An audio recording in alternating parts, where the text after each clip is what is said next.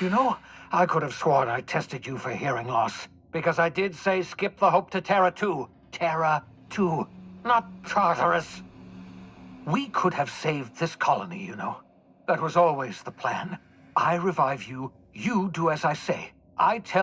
If you'd just listened to me, we could have rescued everyone on the Hope. We could have been the saviors of Halcyon.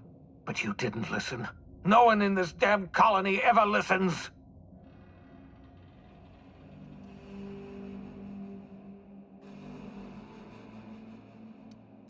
Ha! No, of course not. You're the board's lackey now. And isn't that just paying dividends? The thought of someone as brilliant as you working for that miserable gang of odious bureaucrats. Merciful law. It's downright unfair. What did they tempt you with, hmm? Power? Money? One of those fancy reclining chairs?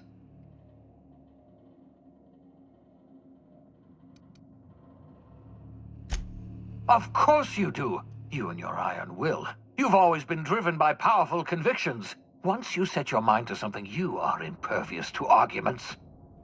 This is how the board operates. It's not enough that they should win. They must see me fail. Well, I haven't failed, do you hear me? I still have one last gambit. I've got Adjutant Akande here with me, and I'm going to put a bullet through her eye. I can't imagine we've...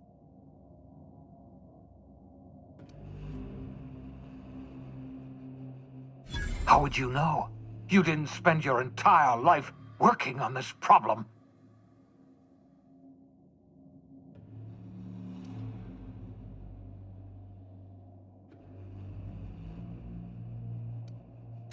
I was never proposing reviving the entire ship, not until we knew the colony was stable. All we had to do was revive a few people on the Hope. Scientists, engineers, brilliant minds like you and I. If we can't think of a solution, they will.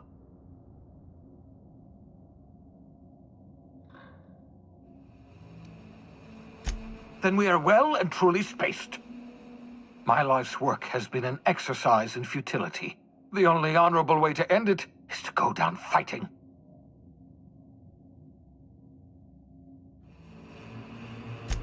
How can you say that? I spent nearly every waking moment of my life trying to find a way to save the Hope. If not for my work, you'd still be frozen in a pod somewhere, floating in an abandoned starship at the edge of space.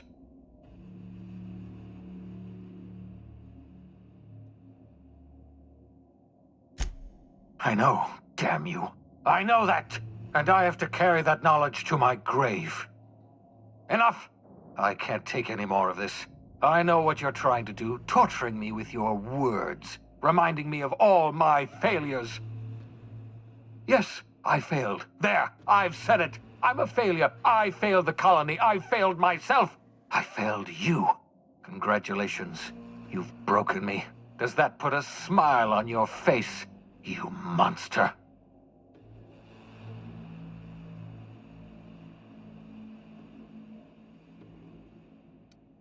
I've wasted enough of my breath. I've programmed the Labyrinth's mechanical warden to kill you on sight. You were my greatest success.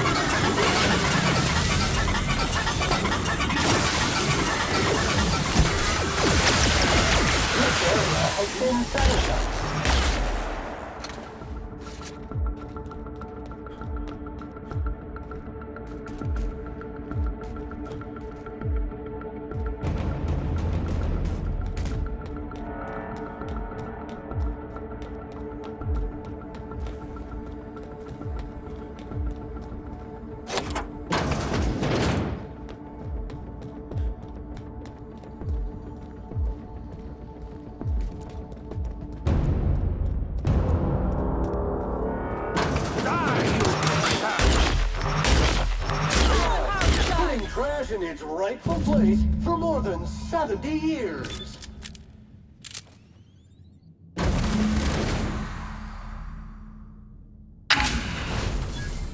Thank the law you're here.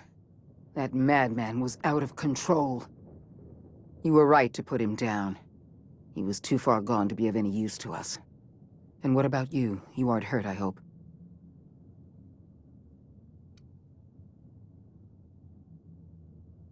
Your confidence is well earned, Captain.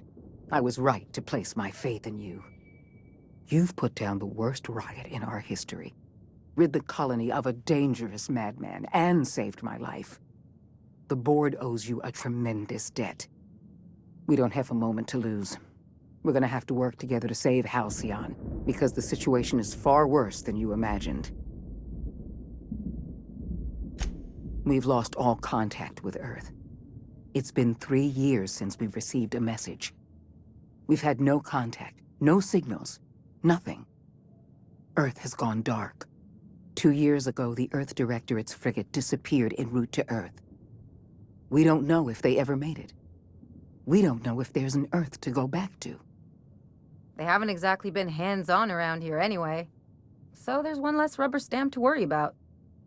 Earth was more than just some distant colonial authority, Dr. Fenhill. Earth was our lifeline. And now, we've been cut loose. We're alone, Captain.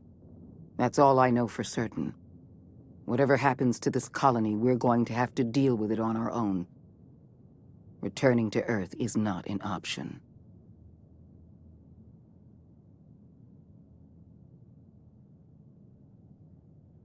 Yes, we do have a long road ahead of us.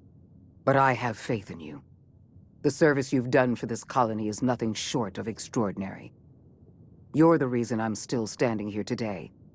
The board will survive because of you. And as the board goes, so goes Halcyon. It's time we carried out the program. I trust I can count on your support, Captain.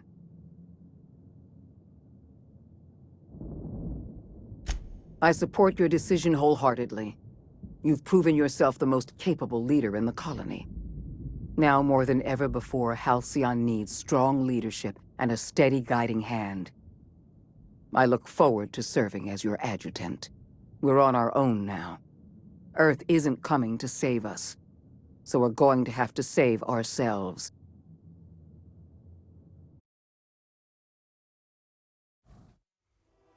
The OSI teaches that everything in the universe happens according to the grand plan.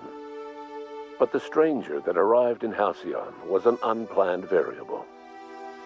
From the moment he landed in Emerald Vale, his actions altered the course of history. The riots in Tartarus ended in a total victory for the board. Without any significant threats to challenge their power, the board asserted their control over the colony. The Lifetime Employment Program began immediately, and the people of Halcyon did exactly what they were expected to do. They obeyed. Sophia Akande converted the labyrinth from a prison to a processing center. She jettisoned the original colonists out of the Hope and transformed the ship into a massive storage facility. One by one, the workers of Halcyon surrendered themselves to the program. They arrived with their families and their friends, their colleagues and their neighbors, and then, one by one, they marched into their stasis chambers. As the workers of Halcyon slept in their hibernation chambers, their settlements became ghost towns, left behind by the board to be reclaimed by nature. Only Byzantium remained, a shining beacon of civilization in an otherwise abandoned colony. The people of Byzantium spent the rest of their days gorging themselves on their stockpile of resources. As for the workers of Halcyon, they never felt the effects of the collapse. They never felt anything at all. The board's focus on Byzantium closed the door on much of Sanjar's civil liberties movement. As the last few townships withered away, MSI had little room to grow. Ever the savvy businessman, however, Sanjar pivoted and established Stellar Bay as the colony's supplier of luxury seafood. Catering to the elite, MSI was allowed to continue operations as a member of the Halcyon board, and became more successful than Sanjar could ever have dreamed. Consumed by paranoia, Lilia Hagen took Sublight Salvage in a controversial direction, openly accusing board officials of an extraterrestrial conspiracy. One day, an accident at the Groundbreaker's docking bay silenced her forever. Time would tell if her replacement could keep the Sublight family together. Edgewater's cannery met its production quota for the first time in 3 years. As a result, the adjutant rewarded every worker in Edgewater with a place in the Lifetime Employment Program. Reed Dobson was granted 25 years in suspended animation. However, a computing error adjusted his duration to 250 years. A trouble ticket to resolve this error remains open. While the Groundbreaker remained mechanically stable, the changing times forced Junlei Tennyson to make some difficult calls on behalf of her community. The work of maintaining independence was an uphill climb, and she found herself caving to bad faith compromises with the board. Time will tell if the Groundbreaker can endure. As smaller settlements were swallowed up and their workers drafted into the Lifetime Employment Program, Byzantium continued to thrive. While its citizens lived in decadence and extravagance, a small cadre of scientists worked to solve the nutrition crisis that threatened Halcyon.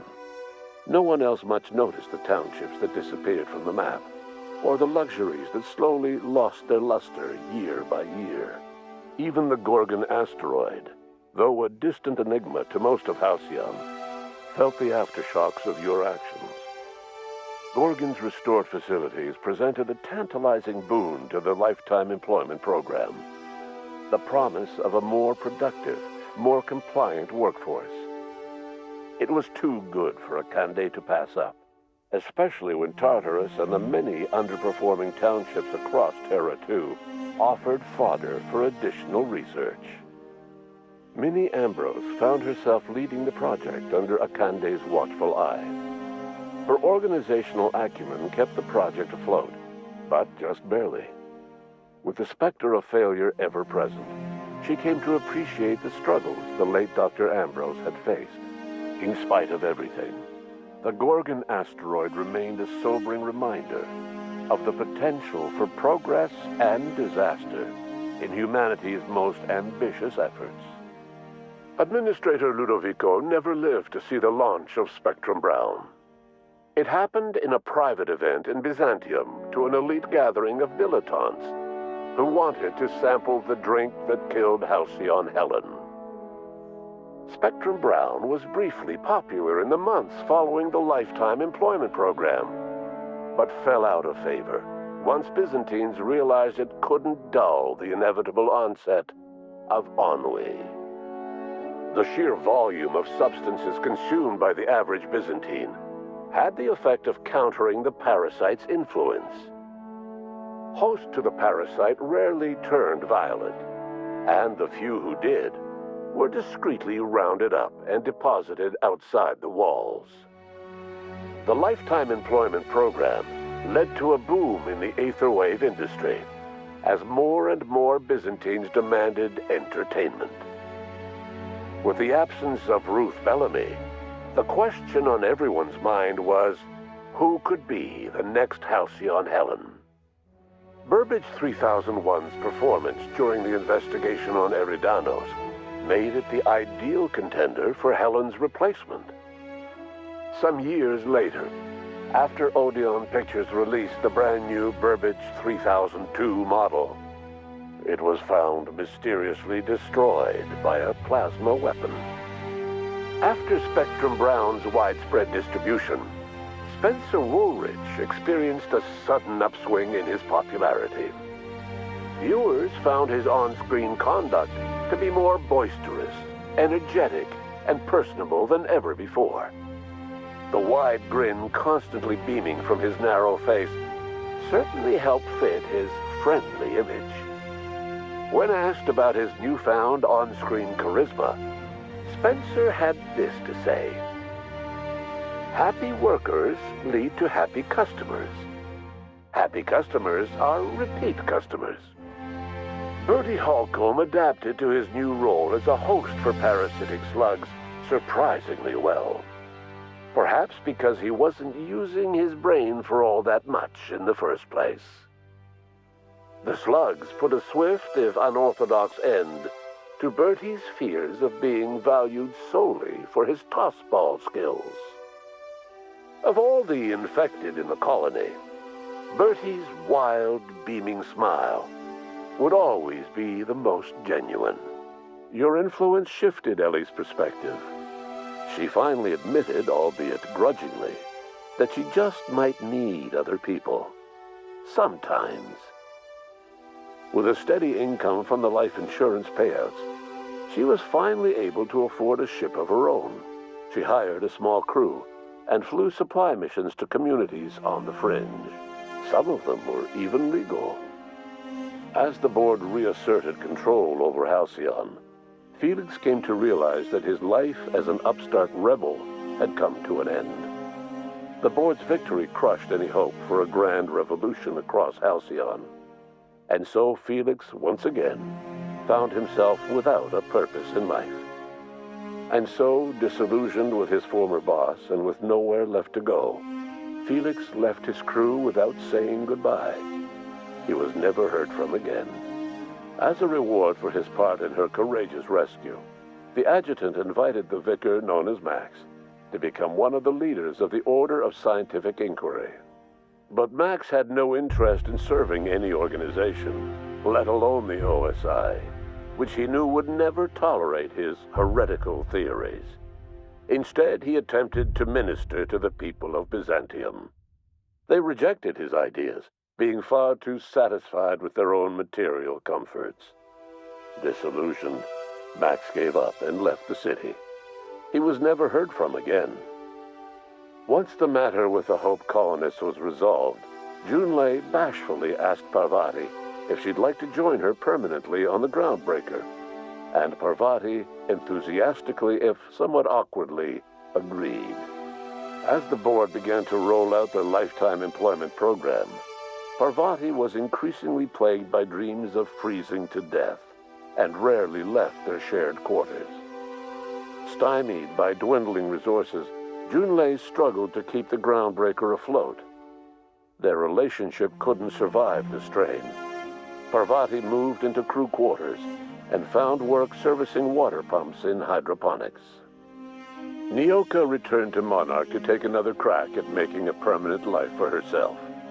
She formed the Charon Group, an MSI subsidiary of ragtag survivalists and wilderness experts.